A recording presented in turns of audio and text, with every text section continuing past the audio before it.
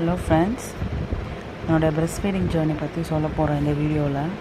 என் breast feeding journey பற்றி சொல்லணும்னா it was very very very very tough journey.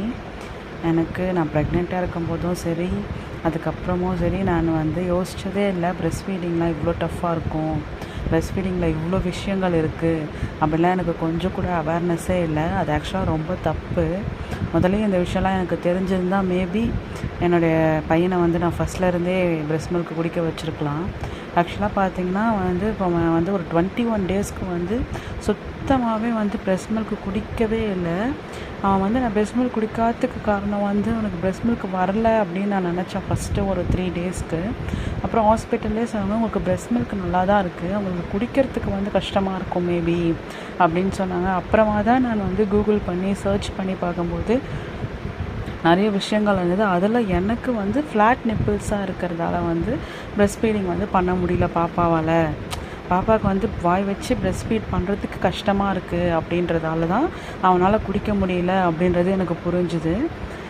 அப்புறம் நிறைய பேர் சஜஸ்ட் பண்ணாங்கன்னா நிப்பிள் ஷீல்டு யூஸ் பண்ணுங்கள். நிப்பிள் ஷீல்டு நீங்கள் யூஸ் பண்ணிங்கன்னா அப்போ உங்களுக்கு ரொம்ப யூஸ்ஃபுல்லாக இருக்கும்.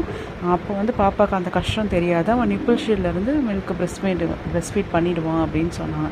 நானும் அதே மாதிரி எனக்கு இந்த விஷயமே ஒரு 1 வீக் கழித்து தான் தெரிய ஆரம்பிச்சிது. ஸோ 1 வீக் கழித்து தான் நான் வாங்கினேன். அவன் ஸ்டார்ட் பண்ணிட்டான். அதை நம்ம அந்த ஷீல்டு போட்ட உடனேவே அவன் குடிக்க ஆரம்பிச்சிட்டான், பிரெஸ்ட் ஃபீடிங் பண்ண ஆரம்பிச்சிட்டான்.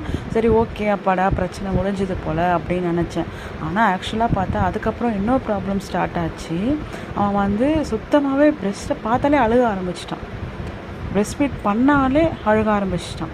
அந்த எந்த ஷீல்டு எது யூஸ் பண்ணியுமே அவனால் குடிக்கவே முடியலை, ரொம்ப கஷ்டப்பட்டான். அதுவும் அவனுக்கு செட் ஆகலை. அதுக்கப்புறம் என்ன பண்ணுறதுன்னு யோசிச்சுட்டே இருக்கும்போது சரி, இப்போதைக்கு நம்ம ஃபார்முலா கொடுத்துட்ருக்க மாதிரியே கொடுத்துக்கிட்டே இருப்போம், ஆனால் பிரெஸ்ட் ஃபீட் ஸ்டார்ட் பண்ணிடுவோம், பிரெஸ்ட் மில்க்கையாவது நம்ம பாட்டிலில் ஊற்றி கொடுக்குற மாதிரி பண்ணுவோம்னு சொல்லிட்டு ஃபஸ்ட்டு மேனுவல் பம்ப் தான் வாங்கினேன். நெஸ்கோமெட் அப்படின்னு சொல்லிட்டு ஃப்ளிப்கார்ட்டில் தான் ஆர்டர் பண்ணி ஒரு நார்மலான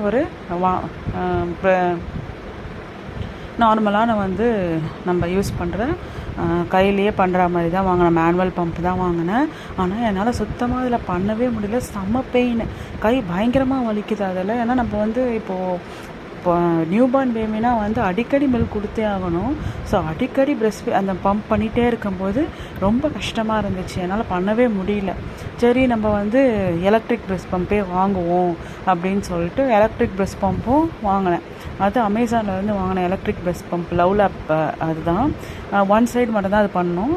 நம்மளுக்கு ஃபஸ்ட்டு ஒரு 20 மினிட்ஸ் ஒரு சைடு பண்ணுவேன், அதை ஸ்டோர் பண்ணி வைப்பேன். திருப்பி நெக்ஸ்ட்டு 20 மினிட்ஸ் அதர் சைடு பண்ணுவேன். இதே மாதிரி திருப்பி ஒரு 1 hour 2 hours கழித்து திருப்பி அதே மாதிரி பண்ணி பாப்பாவை குடிக்க வச்சுட்டே இருந்தேன். அதுவும் ரொம்ப கஷ்டமாக தான் இருந்தது. நைட்லலாம் அதுவும் நைட்லேயும் பிரெஸ்ட் பம்ப்லேருந்து பண்ணிகிட்டே இருக்கணும், எலக்ட்ரிக் பம்பில் பண்ணிகிட்டே இருக்கும்போது அதுவும் கஷ்டமாக இருந்துச்சு. But much better than the manual பம்பில் சுத்தமாக பண்ண முடியல. பட் இது எவ்வளோ பரவாயில்ல, நம்ம அப்படியே ஃபோன் பார்த்துக்கிட்டே இல்லை பாப்பாவுக்கு ஏதாச்சும் பண்ணிக்கிட்டே, அம்மா கூட ஏதோ ஹெல்ப் பண்ணிக்கிட்டே நம்ம அந்த எலக்ட்ரிக் பம்பில் பண்ணிடலாம். அது மச் பெட்டராக தான் இருந்தது எனக்கு. ஓகே, அப்படியே போய்கிட்டே இருந்தது. அதுக்கப்புறம் என்ன ஆச்சுன்னா, அது என்னதான் நீங்கள் பம்ப் பண்ணாலும் அந்த அளவுக்கு எனக்கு மில்க் சப்ளை வரல. பட் ஆனால் எனக்கு நல்ல மில்க் சப்ளை இருக்குதுன்னு எனக்கு தெரியுது. ஆனால் என்ன தான் பம்ப் பண்ணாலும் அது மில்க் சப்ளையே எனக்கு வரவே இல்லை, அந்தளவுக்கு வரல. ஃபஸ்ட்டு ஒரு 10 ml, அப்புறம் 20 ml, அப்புறம் 30 ml அந்த ரேஞ்சிலே தான் இருந்துச்சு. அது பாப்பாவுக்கு பத்தவும் இல்லை. என்ன பண்ணலாம் நெக்ஸ்ட்டு யோசிக்கும்போது, சரி நம்ம என்ன பண்ணலான்னா ஃபார்முலாவும் கண்டினியூ பண்ணலாம், இதுவும் கண்டினியூ பண்ணலாம் அப்படின்னு சொல்லிட்டு தான் நான் பண்ணிகிட்டு இருந்தேன். அதுக்கப்புறமாவே என்ன ஆச்சுன்னா, நம்ம பம்ப் பண்ண என்ன ஆச்சுன்னா, என்னோடய ஃப்ளாட் நிப்பிள்ஸ் நல்லா நார்மல் ஆகிடுச்சு. ஸோ பாப்பாவும் வாய் வச்சு குடிக்க ஆரம்பிச்சிட்டேன். தென் அகைன் ஒரு ப்ராப்ளம் ஸ்டார்ட் ஆச்சு. என்னென்னா, இப்போ நான் நார்மலாக ஃப்ளாட்டாக இருந்த நிப்பிள்ஸை பம்ப் பண்ணி நம்ம அதை இது பண்ணதால் அது என்ன ஆகிடுச்சுன்னா ஃபுல்லாக க்ராக் ஆகிட்டு அப்படியே சிகப்பாகிடுச்சு. ரொம்ப என்னால் தாங்க முடியாத பெயின். அப்படி ஒரு பெயின் இருந்துச்சு எனக்கு. என்னால் சுத்தமாக கண்டினியூ பண்ணவே வேண்டாம். எனக்கு எவ்வளோ அளவு நான் பாப்பா வந்து பிரஸ்ட் ஃபீட் குடிக்கணும், அவன் வந்து அதில் இருக்க அந்த ஒரு நியூட்ரிஷன் அவன் அனுபவிக்கணும்னு நான் நினச்சேனோ, எனக்கு வந்து பாப்பாவை அந்த மூலிமா நரிஷ் பண்ணுறது வந்து எனக்கு ரொம்ப ஆசையாக இருந்துச்சு. ஆனால் அதுக்கப்புறம் பிரஸ்ட் ஃபீடிங்கே வேண்டாம் அப்படின்ற அளவுக்கு நான் போயிட்டேன். ஏன்னா அவ்வளோ பெயின். அதுக்கப்புறம் என்ன பண்ணேன்னா, தேங்காய் எண்ணெய் வச்சு வச்சு வச்சு வச்சு இது பண்ணால் தேங்காய் எண்ணெய்க்கெலாம் எதுவுமே ஆகலை. எவ்வளோ தான் நான் ஆயில் அப்ளை பண்ணாலும். அப்புறம் ஒருத்தவங்க சொன்னாங்க, விளக்கெண்ணெய் அப்ளை பண்ணுங்கள் சரியாகிடும் அப்படின்னு சொன்னாங்க. நானும் விளக்கெண்ணெய் அப்ளை பண்ணி பார்க்குறேன், அதுவும் எனக்கு சரியாகவே இல்லை. அப்புறமா தான் நான் வந்து டாக்டர் சஜஸ்ட் பண்ணாங்க, நிப் கேர் அப்படின்னு சொல்லிட்டு ஒரு ஆயின்மெண்ட் சஜஸ்ட் பண்ணாங்க. அது போட்டு நைட்டெல்லாம் அது போட்டுக்கிட்டே இருப்பேன். பாப்பா எழுந்து அழுகும்போது போயிட்டு வாஷ் பண்ணிவிட்டு வந்து பால் கொடுப்பேன். திருப்பி அவன் பால் குடிச்சு முடிச்சோன்னு அவனை தூங்க வச்சுட்டு திருப்பி அந்த நிப் கேர் க்ரீம் எடுத்து போட்டுக்கிட்டு அதுக்கப்புறமா தான் நான் தூங்குவேன்.